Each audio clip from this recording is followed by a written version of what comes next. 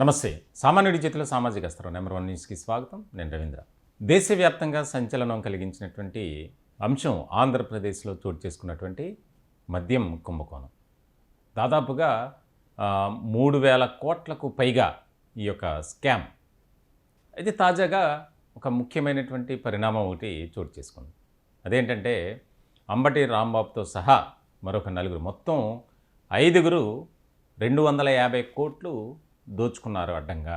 అంటే ఏదైతే డిపోల నుంచి ఆయా ప్రాంతాలకు సరఫరా అయ్యేటువంటి మద్యానికి సంబంధించి ఇదొక కేసు అయితే, ఇప్పుడు తాజాగా ఎవరికైతే ఈ వ్యవహారంలో బెయిల్ వచ్చిందో ధనుంజయ రెడ్డి, కృష్ణమోహన్ రెడ్డి, బాలాజీ గోవిందప్ప, ఈ ముగ్గురికి బెయిల్ క్యాన్సిల్ చేయాలి అని చెప్పి సిట్ హైకోర్టును ఆశ్రయించింది.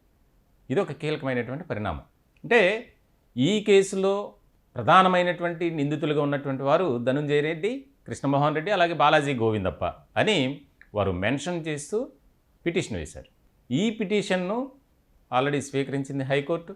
దీని మీద వాదోపవాదాలు కూడా జరిగాయి. అయితే 11వ తేదీన దీనికి సంబంధించి జడ్జిమెంట్ రానుంది. చాలా కీలకమైనటువంటి పరిణామంగా చూడాలి. సిట్ ప్రధానంగా ఈ వ్యవహారంలో ఈ ముగ్గురికి ఇచ్చినటువంటి బెయిల్, డిఫాల్ట్ బెయిల్, అంటే సాధారణంగా ఒక కేసులో ఒక వ్యక్తి, అంటే నిందితుడిగా ఉన్నటువంటి వ్యక్తిని అరెస్ట్ చేసిన తర్వాత ఆ ఐఓగా ఉన్నటువంటి వ్యక్తి లేకపోతే ఆ యొక్క డిపార్ట్మెంట్ షార్ట్ షీట్ దాఖలు చేయాలి. 60 రోజులు లేదా 90 రోజులు, అంటే 2 నెలలు లేక 3 నెలల లోపు. 60 రోజులకు సంబంధించి ఒక మామూలు కేసులకు సంబంధించి షార్ట్ షీట్ దాఖలు చేయాలి ఖచ్చితంగా. అయితే కొన్ని తీవ్రమైనటువంటి కేసులు ఉంటాయి. ఇప్పుడు ఉదాహరణకు లిక్కర్ కేసు కానీ ఇటువంటి కేసుల్లో 90 రోజుల్లో ఆ అధికారి కానీ ఆ సంస్థ కానీ ఎవరైతే ఇన్వెస్టిగేషన్ చేస్తున్నటువంటి ఏజెన్సీ కోర్టులో షార్ట్ షీట్ దాఖలు చేయాలి. దాఖలు చేయనటువంటి పక్షంలో ఆ నిందితుడి తరపున న్యాయవాది ఎవరైతే అడ్వకేట్ ఉంటారో డిఫాల్ట్ బెయిల్కు పిటిషన్ వేయచ్చు. వీళ్ళ విషయంలో అదే జరిగింది. అంటే షార్ట్ షీట్లో ధనుంజయ రెడ్డి, కృష్ణమోహన్ రెడ్డి, అలాగే బాలాజీ గోవిందప్ప, ఈ ముగ్గురు చేసినటువంటి ఆ యొక్క ఏదైతే అక్రమాలు, అవినీతి ఉందో దానికి సంబంధించినటువంటి విషయాలను ఆ పిటిషన్లు వేశారు షార్ట్ షీట్లో. కానీ పూర్తి స్థాయిలో లేదు. దీనికి సంబంధించి ఈ ముగ్గురు వ్యక్తులు ఎక్కడా కూడా ఎటువంటి ప్రత్యక్షమైనటువంటి ప్రయోజనానికి సంబంధించినటువంటి ఆధారాలు, సాక్ష్యాలు లేవు అని ఈ ముగ్గురు తరపున ఎవరికి వారే పిటిషన్స్ వేశారు. దీనిలో భాగంగానే ఏసీబీ కోర్టు బెయిల్ ఇచ్చింది. ఈ బెయిల్ ఇచ్చినటువంటి సందర్భంలో సిట్ దాన్ని ఛాలెంజ్ చేస్తూ పై కోర్టును ఆశ్రయించింది. ఇప్పుడు దీని మీద చాలా ఆసక్తి నెలకొంది.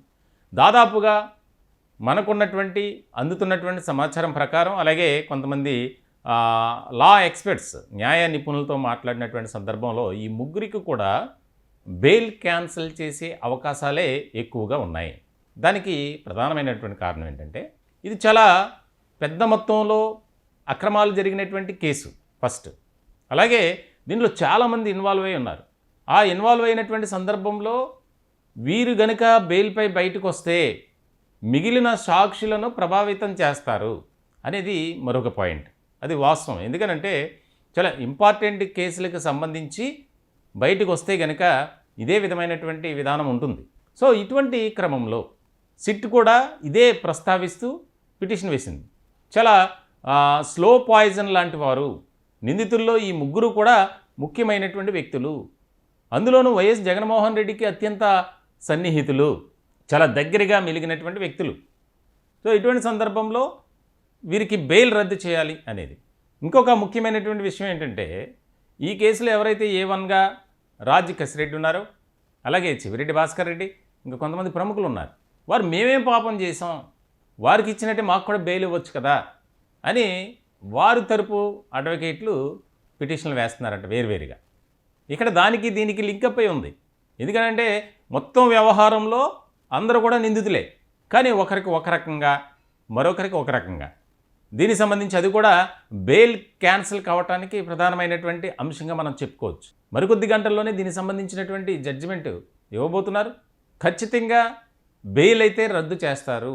ఎందుకనంటే ఇప్పుడున్నటువంటి పరిస్థితుల నేపథ్యంలో ఈ వ్యవహారంలో ఇంకా చాలామంది కీలకమైనటువంటి వ్యక్తుల పాత్ర ప్రమేయం ఉంది. ఇలాంటి సమయంలో అంటే కేసు కీలకమైనటువంటి దశలో విచారణలో ఉన్నప్పుడు ఈ రకమైనటువంటి బెయిల్తో బయటకు వస్తే ఖచ్చితంగా మిగిలిన వారిని ప్రభావితం చేస్తారు. అలాగే వీరు కూడా ఎక్కడికో ఒక చోటకి పారిపోయే అవకాశాలు ఉంటాయి అనేది. అంటే బెయిల్ కండిషన్ ప్రకారం అందుబాటులో ఉండాలి, ఎప్పుడు పిలిచినా రావాలి అని ఉంటుంది. కానీ మనం చూసాం చాలా విషయాల్లో కేసుల్లో అలా బెయిల్ మీద వచ్చి బయటికి వెళ్ళిపోయినటువంటి వారు ఉన్నారు, తర్వాత అడ్రస్ లేకుండా.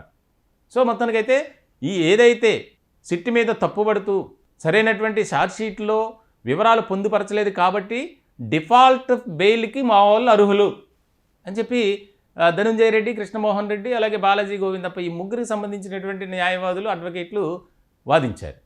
దాన్ని ఏకీభవించినటువంటి ఏసీబీ కోర్టు ముగ్గురికి బెయిల్ ఇచ్చింది.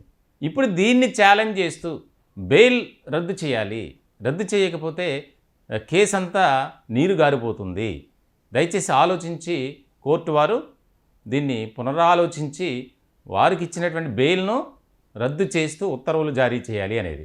దీనికి సంబంధించి కీలకమైనటువంటి వాదనలు పూర్తయ్యాయి.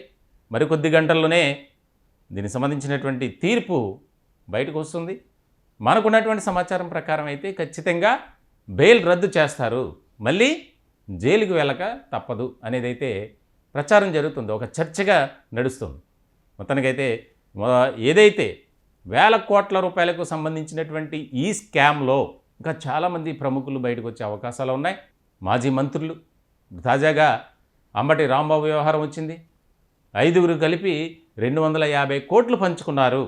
రాయలసీమ, ఉత్తరాంధ్ర అలా రీజియన్స్ డివైడ్ చేసుకొని వారి బినామీ సంస్థలు అలాగే సొంత సంస్థల ద్వారా ఈ యొక్క డిపోల నుంచి బేవరేజ్ డిపోలు ఏవైతే ఉన్నాయో మద్యం సరఫరా చేసేటువంటివి అక్కడి నుంచి ఆ ప్రాంతాలకు తరలించేటువంటి ప్రక్రియలో కోట్లాది రూపాయలు దండుకున్నారు అనేది. అలాగే తాజాగా ధనుంజయ రెడ్డికి సంబంధించినటువంటి బంధువు అతన్ని కూడా సిట్ విచారించింది.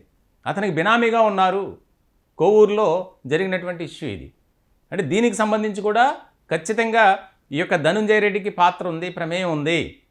అతను ఒక రియల్టర్, ఆంధ్రప్రదేశ్ తెలంగాణలో పెద్ద రియల్ ఎస్టేట్ వ్యాపారి. ధనుంజయ రెడ్డి చుట్టం ఈ ఏదైతే లిక్కర్ స్కామ్లో దోచుకున్నటువంటి డబ్బుతో భారీ ఎత్తున ఆయా కంపెనీల్లో పెట్టుబడులు పెట్టడం, సొంత ప్రాజెక్టులు ఏర్పాటు చేయటం, ఇదంతా కూడా జరుగుతుంది. దీనికి సంబంధించి తాజాగా అతన్ని విచారించడం, అతని స్టేట్మెంట్ తీసుకోవడం, నీకు ఈ ఆస్తులు ఎక్కడి నుంచి వచ్చాయి, ఎలా వచ్చాయి అనేది పూర్తి స్థాయిలో విచారణ చేశారు. మొత్తానికైతే ఈ అంశాలను పరిగణనలోకి తీసుకుని హైకోర్టు ఇచ్చేటువంటి జడ్జిమెంట్ ఖచ్చితంగా వారికి బెయిల్ను రద్దు చేస్తారు అనేది రాజకీయ వర్గాల్లో కూడా బాగా చర్చ జరుగుతుంది. ఈ టాపిక్పై మీ విలువైనటువంటి అభిప్రాయాలు కామెంట్ రూపంలో తెలియజేయండి. దయచేసి మా ఛానల్ని సబ్స్క్రైబ్ చేసుకోండి. Thank you.